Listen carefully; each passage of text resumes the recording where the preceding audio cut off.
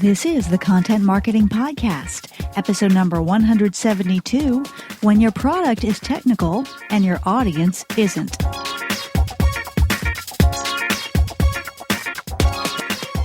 Hello and welcome to the Content Marketing Podcast. This is the show where we help you attract and retain business through the power of quality content.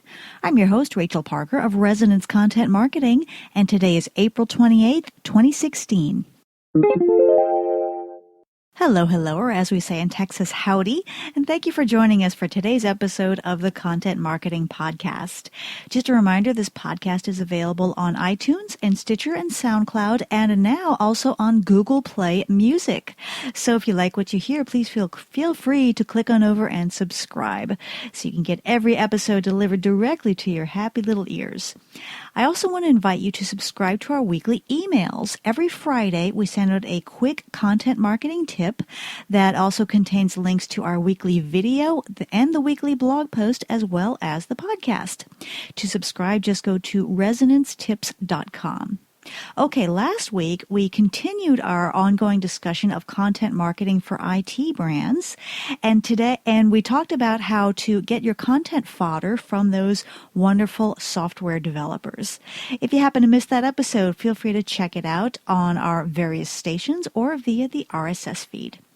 Today, we wrap up our month-long focus on technology by talking about how to create effective content when your product is technical and your audience is not. But first, it's time to check in with our news feed for this week's rundown of news you can use. You know, every once in a while, I catch brands doing advertising done right. And it's quite a rare occasion, but that did happen last week with Chevrolet. They did something very just beautiful, and they wound up their post wound up going viral.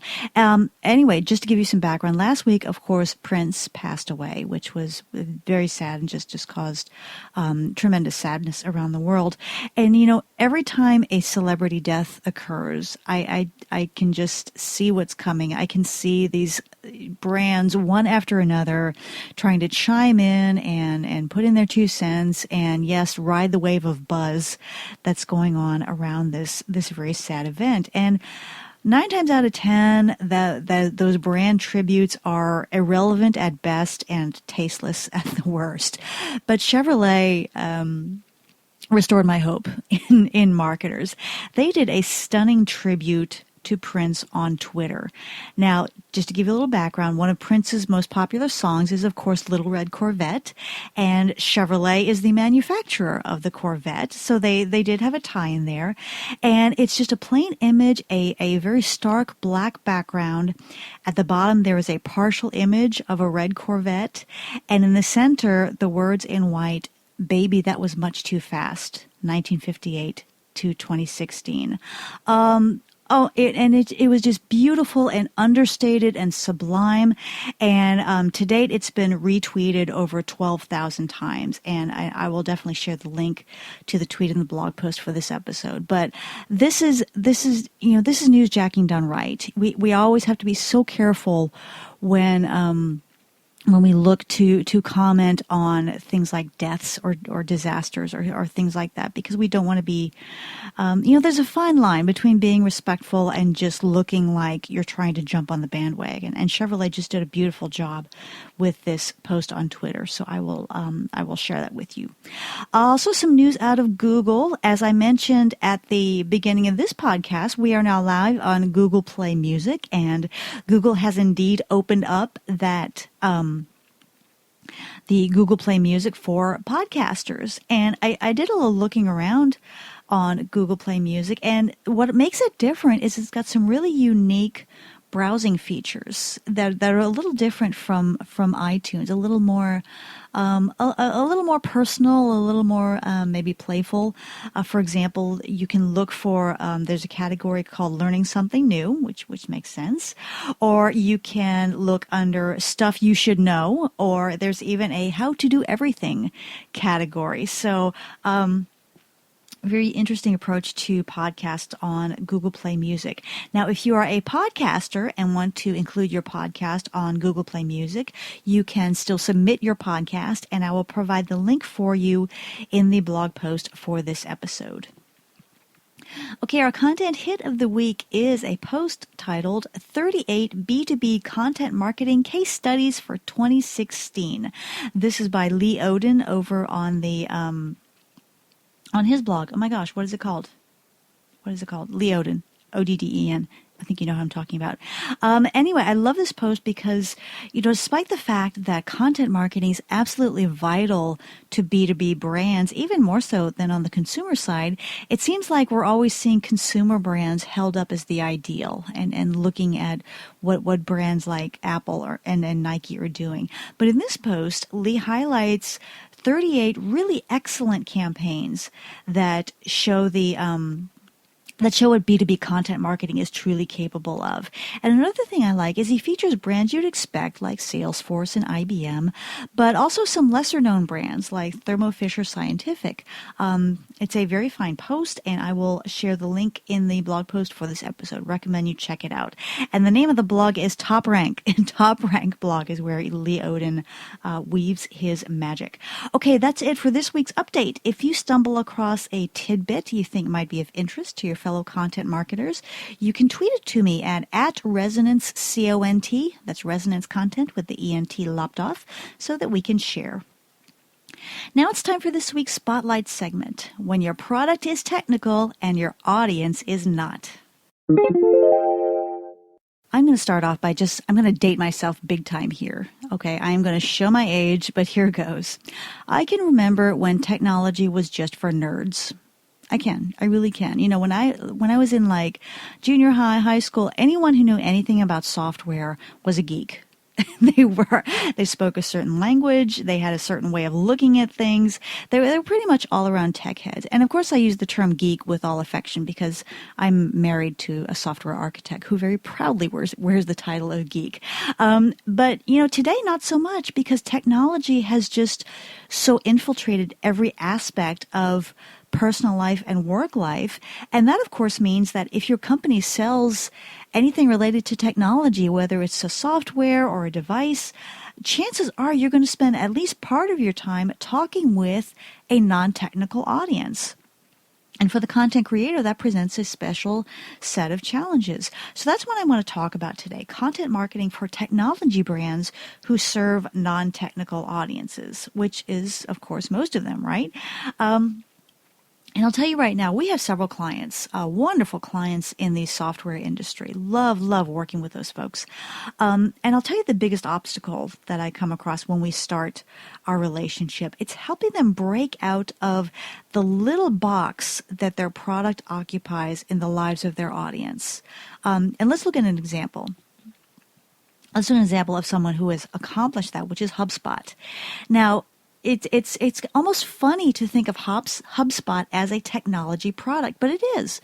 It's a software as a service, specifically an inbound marketing and sales platform. But what they have done, and what makes HubSpot one of the most brilliant B2B content marketers out there, is they have so expanded the scope of their content to encompass all of marketing, not just inbound marketing and not just the technical side of marketing. If you go to the HubSpot blog, you will see posts about market research. You will see posts about SEO. You'll even see, I saw a post on concerning career advice for how marketing professionals can get to the next level. So what HubSpot has done, they have become the go-to resource for marketers. And yes, it has paid off handsomely for them. So sometimes when I talk to these technology companies or software companies, they think we're just going to create content around the specific problem that their product or service solves, that we're just going to talk about this one little compartment. And I immediately say, okay, we can do that. And if we do that, we're going to run out of topics in about 6 weeks. So what we need to do is to expand the conversation to really get into the mind of that target audience. Look at the other things they're dealing with, where else they need advice, where they need information or education, and then use that as the springboard for our for creating and publishing our content. And once we start to do that, once they start to see that and we start to create content in that direction, they start to become the HubSpot of whatever their target audience happens to be. And eventually, like I said, it's almost weird to think of HubSpot as a technology company because they are so in tune with marketers and they serve marketers so beautifully in every aspect of their lives. But they are a technology product and they're a wonderful role model for other technology marketers. So that's my number one tip for marketing technology to a non-technical audience. You've got to step outside that little sliver of your audience's lives that your product or service touches and think about what that person might need from you the other 99% of the time. Okay. The second thing to remember is to speak your audience's language. And this is not only important for writing effective content that's going to resonate with those people in your audience, it's also vital for your SEO. Think about how your target audience, those non-technical folks, think about how they describe in their own words the problems that they need to solve. And those are the words they're going to be using when they hit up Google for solutions. And those are also the words that are going to resonate with them when they come across your content. And I always use the example. It's a silly little example, but it works. Imagine someone who does not know what a plumber is. They've never heard of a plumber. They don't know plumbers exist. They know they have a leaky faucet. So they are going to search around for fix leaky faucet. And they're going to turn up search results and they're going to click on something and then they come to a piece of content that talks about leaky faucets. And then by virtue of finding that content, they find out what a plumber is, they find out whom they can call, and who can help them with that leaky faucet. Very simple example, but think about it. It's equally effective for more complex areas. People know what their problem is. They know how they express it and how they talk about it, which might be totally different from the way the tech guys talk about it. So it's so important to speak that audience's language, both for your SEO and for your usability and your connection with your audience. The third tip I want to share is to tell stories. If you need to humanize your brand and really connect with people, nothing does that faster than a good story well told. And, if you're talking about a technical issue and you go on and on about technical details, the person, if they're not completely overwhelmed and run away screaming, they might nod and say, oh, that's interesting, before they click on to the next thing, of course. But a good story will captivate them. It will make them stop what they're doing and listen to what you have to say. And if you tell good stories on a consistent basis, that non-technical audience will keep coming back to you again and again and again. Tip number 4 in creating content for non-technical audiences is to engage them. Remember that we're not just out there to publish. We're not just out there to blast content out there.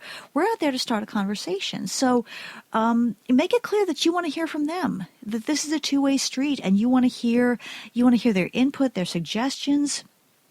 You can crowdsource your blog topics. Say, hey, we're hard up for our next blog post. What do you want to hear about?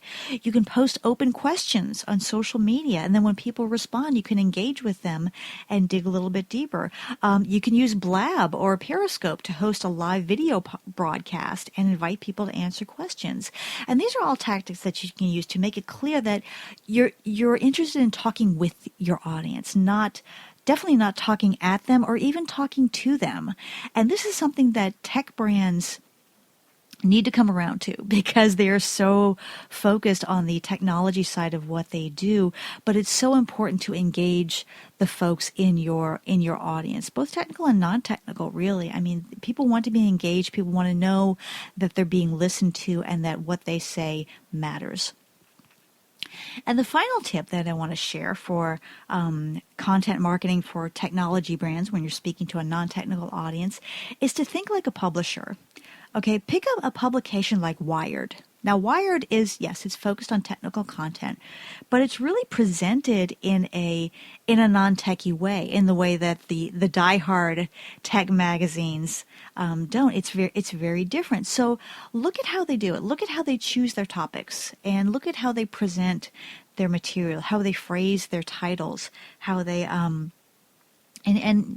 it's key to notice how they strike a balance, because publishers, I want